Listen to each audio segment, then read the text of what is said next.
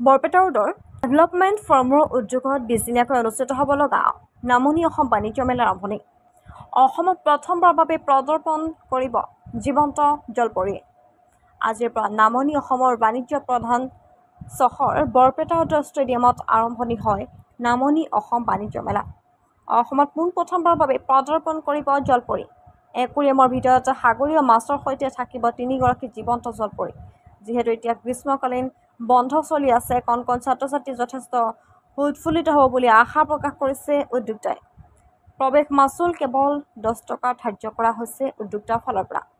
ইয়াৰ উপৰিও থাকিব অন্যান্য ল'ৰা-ছোৱালীয়ে উপভোগ কৰা কাৰুকাৰ্য, থাকিব বিভিন্ন সুস্বাদু খাদ্য ব্যঞ্জন, বিভিন্ন বিপণীৰ লগতে মনোৰঞ্জন থলীৰ ব্যৱস্থা।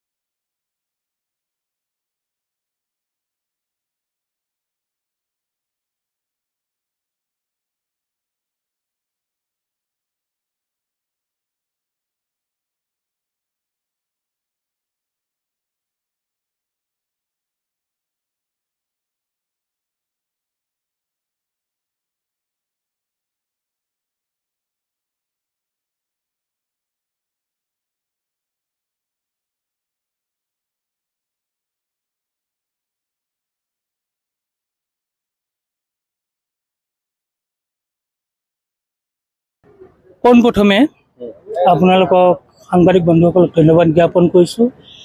আজি আমি বৰপেটা ডেভেলপমেণ্ট ফৰ্মৰ তৰফৰ পৰাই নামনি অসম বাণিজ্য মেলাখন অনুষ্ঠিত কৰিছোঁ 20 দিনীয়া কাৰ্যসূচীৰে। আৰু এই 20 দিনীয়া কাৰ্যসূচীত সমূহ ৰাইজৰ সহায় সহযোগিতা উপস্থিত কামনা কৰিলোঁ।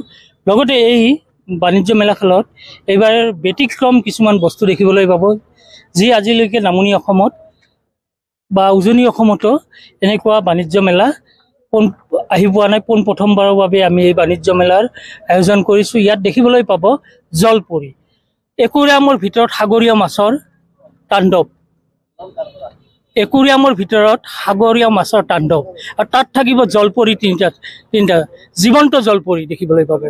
এই বস্তুটো আমাৰ অসমত এতিয়ালৈকে আহি পোৱা নাছিল। পোনপ্ৰথমবাৰৰ বাবে আমি আয়োজন কৰিছোঁ এই জলপৰী মহোৎসৱ বুলিও ক'ব পাৰি, জলপৰী মহোৎসৱ বুলিও ক'ব পাৰি, কাৰণ আমাৰ অসমত এনেকুৱা আজিলৈকে আহি পোৱা নাই।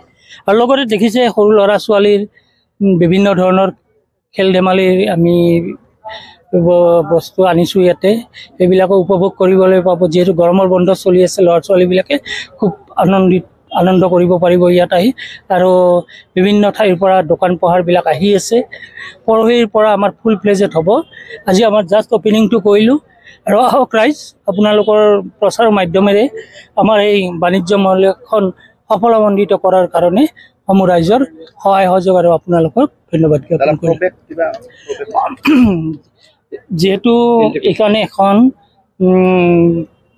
বাণিজ্য মেলা আৰু অপেন কৰা নাই আমি, কি কয় জাগাও ঠাই ঠেক আমাৰ মেইন আমি ষ্টেডিয়ামখন লোৱা নাই, সেইকাৰণে কম পৰিসৰৰ ভিতৰতে আমি অনুষ্ঠিত কৰিছোঁ। সেয়ে আমি 10 টকাকৈ সামান্য এটা বৰঙণিৰ ৰাইজৰ পৰা লৈছোঁ। এণ্ট্ৰি ফিজ 10 টকা কৰি দিব লাগিব। আৰু সেইটোৰ পৰা কি হয়, ডিচিপ্লিন এটা হয় আৰু কম যিহেতু আমাৰ ঠাই, সেইকাৰণে যধে মধে পাব্লিক সোমাই অনাহকত দোকানীৰো হওক বা হেৰিৰো হওক বিশৃংখলা সৃষ্টি নহয়। এইটো হেৰি 6 বছৰৰ ওপৰত ল'ৰা ছোৱালী টিকটৰ ব্যৱস্থা আৰু 10 টকা আহে মাত্ৰ। এন্ট্ৰি ফিজ 10 টকা। এণ্ট্ৰি ফিজ 10 টকা।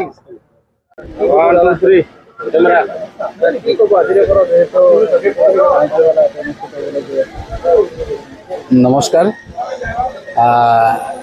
নামনি অসমৰ ভিতৰত বৰপেটা ৰোড যিহেতু বাণিজ্য নগৰী, আৰু আজি বৰপেটা ৰোড ডেভেলপমেণ্ট ফাৰ্মৰ উদ্যোগত আজি যি নামনি অসম ৰাষ্ট্ৰীয় বাণিজ্য মেলা আজি উন্মোচন কৰা হ'ল।